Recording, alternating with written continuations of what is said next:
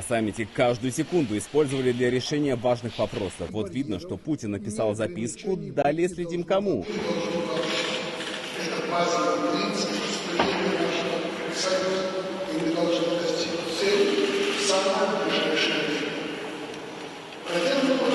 Пара секунд на чтение. Реакция.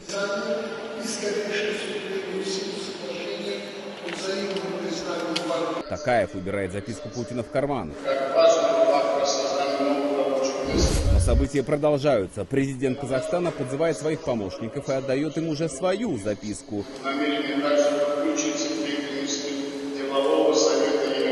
Делегация ее прочитывает.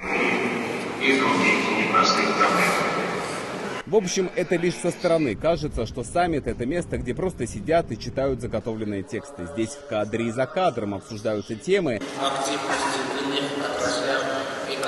влияющие на жизнь миллионов, но не все и не сразу должны обо всем знать. Потому иногда даже прикрывают лицо ладонями, чтобы никто не прочитал ничего по губам.